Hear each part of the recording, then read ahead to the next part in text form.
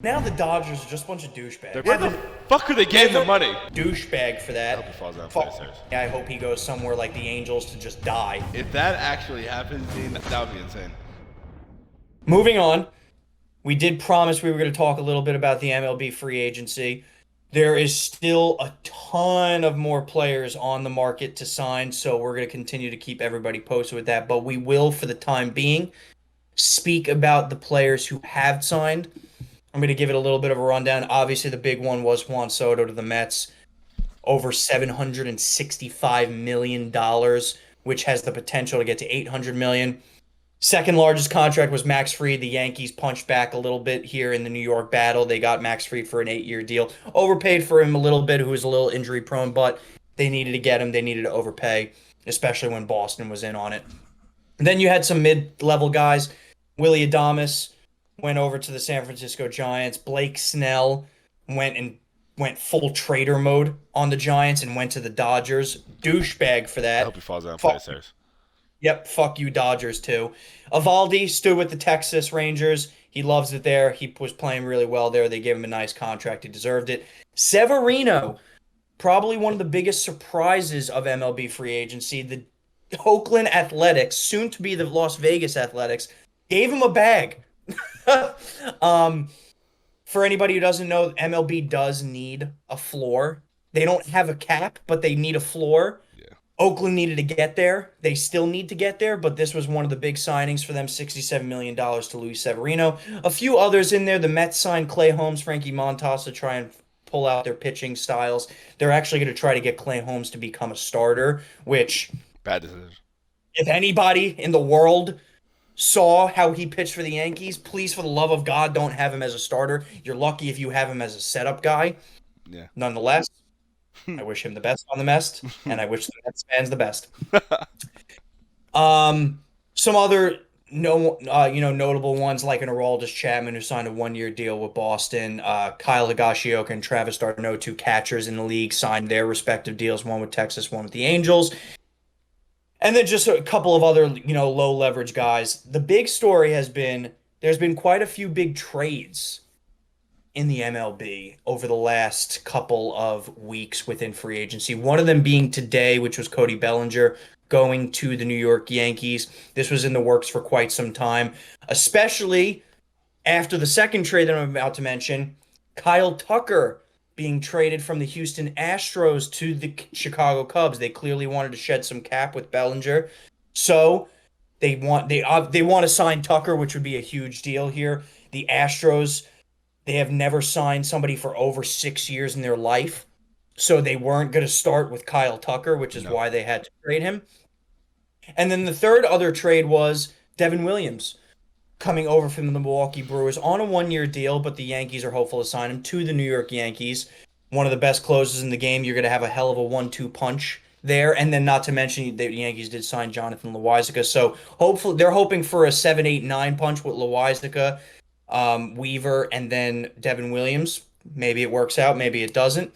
But Derek, in your opinion, which one of these free agency signings or trades, up to you, shocked you or was the most surprising to you? Well, obviously the biggest one. I'm not even gonna say it, but it was pretty shocking to me. I did not expect obviously Soto to go to the Mets.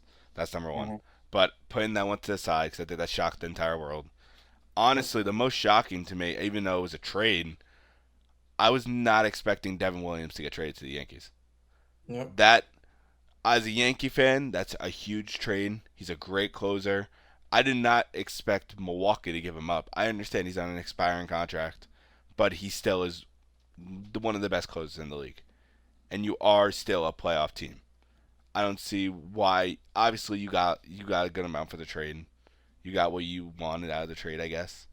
But that one actually baffled me for until obviously today I saw the Bellinger one, which was obviously obvious.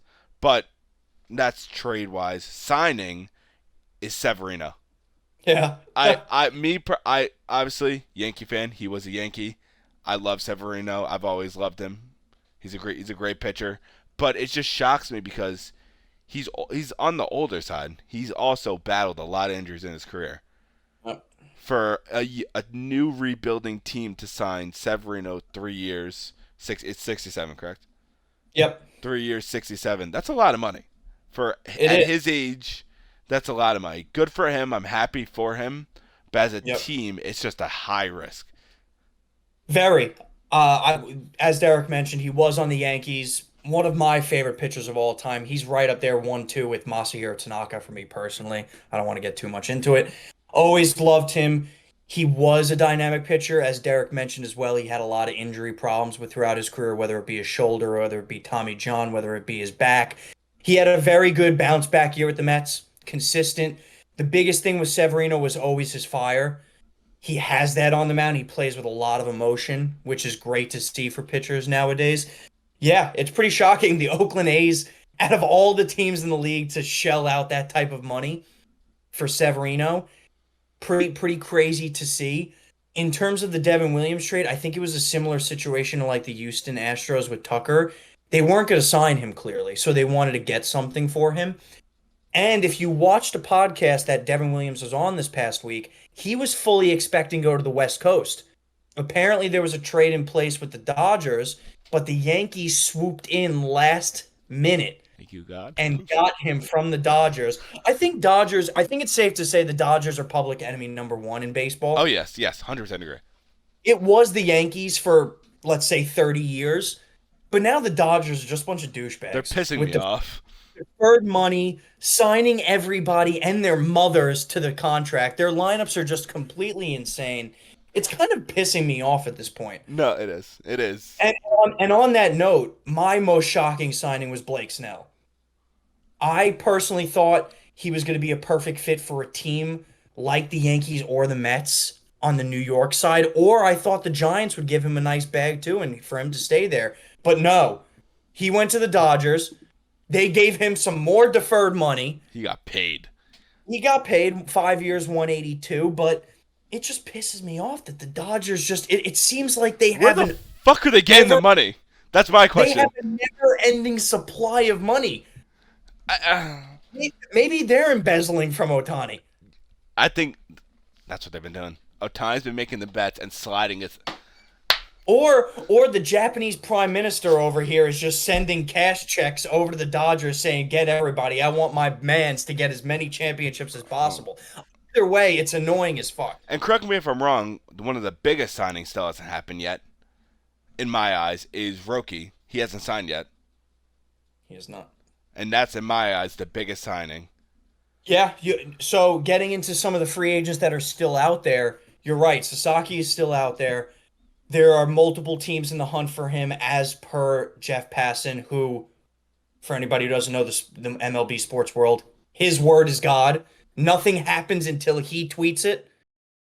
There are multiple teams going after him, including the Yankees, Mets, Dodgers, and Boston Red Sox. Those are the four prominent teams that are looking into him. If you're a betting man, it's kind of hard to bet against the Dodgers getting him just because they have that Japanese love brothership over there. But on the other side of things, when you look at the Mets, Boston, and the Yankees, they have a lot of international money. They have appeal because they're huge markets, the New York and Boston markets. The Mets obviously going after it with Steve Cohen signing Juan Soto, and they're definitely not done yet. The Yankees trying to replace Juan Soto with a bunch of signings and trades. And then Boston, who has pretty much unlimited money as of right now because they haven't really spent much in the last few years. Yeah. So, going to be interesting. There's another few very high profile people out there who are still not signed. One being Corbin Burns, who is arguably I forgot. beforehand and now the best starting pitcher in the free agent market, still on the market. I forgot. Very curious. Yeah, very curious to see where he's going. Apparently, some of the same teams are on him, maybe plus the Texas Rangers, who are always looking to bolster their roster.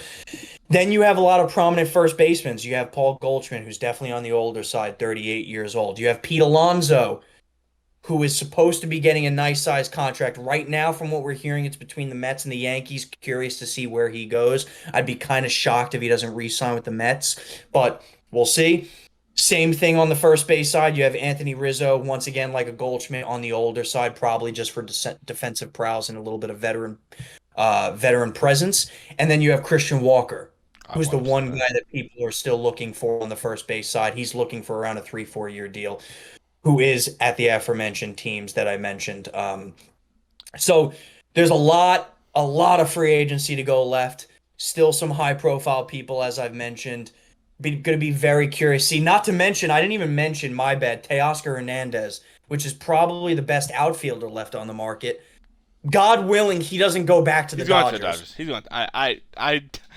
Dean. I'm sorry. He's going back. He just won a World Series with them. There's no way he doesn't go back.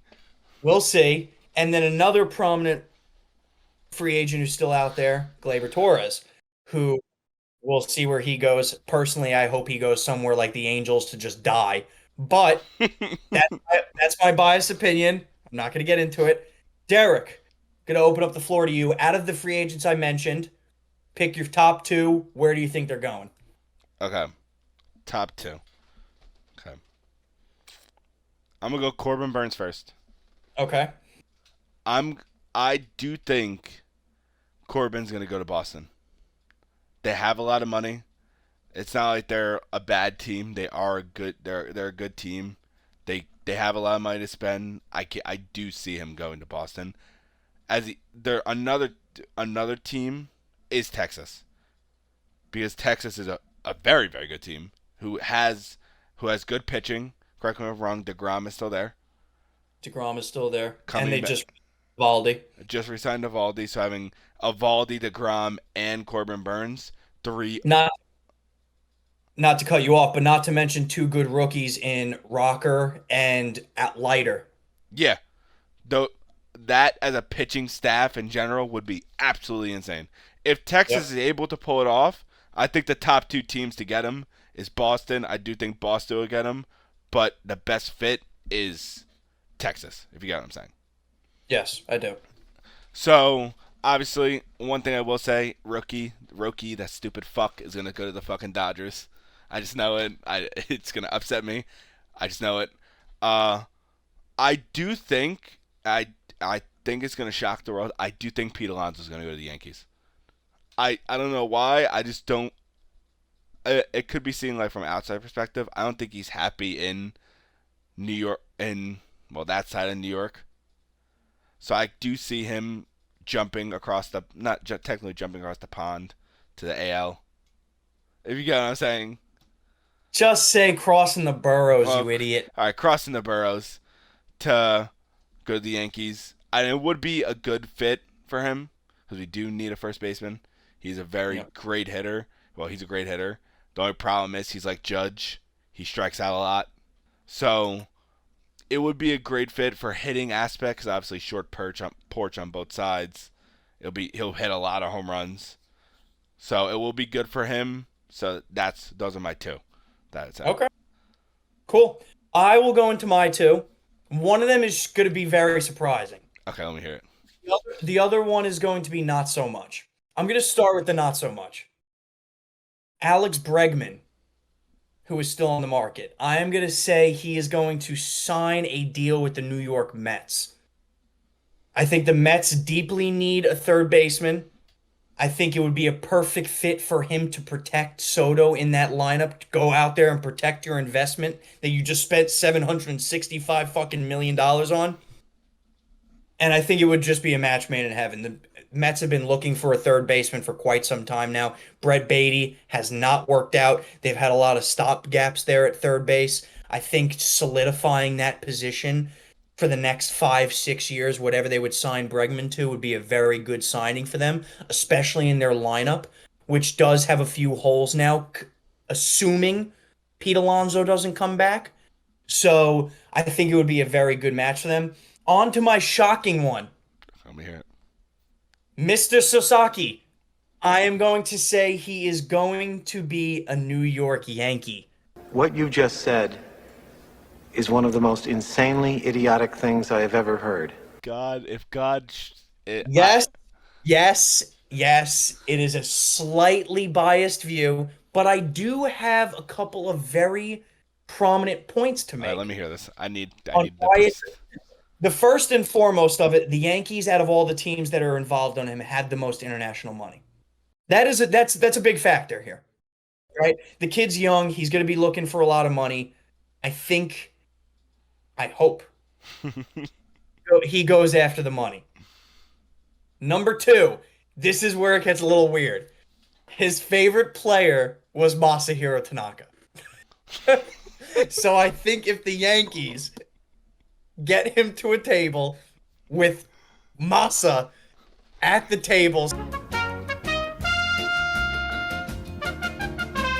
tongue, that they're going to convince him to come over to the Yankees. And that would in turn entice a trade of Stroman getting off the roster. Oh, that would make my And day. and you would have quite literally the best rotation in Major League Baseball Yeah.